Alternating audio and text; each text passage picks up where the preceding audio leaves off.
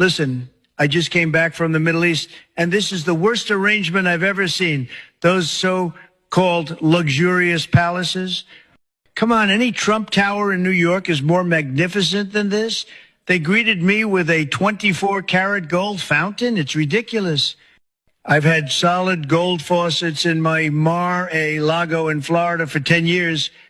Their negotiation skills are even more disastrous. They actually thought they could make me give in with just a few dinners on gold plates.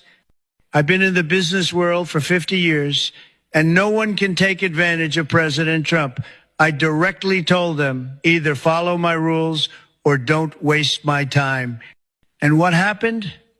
They obediently signed the agreement because no one knows negotiation better than me.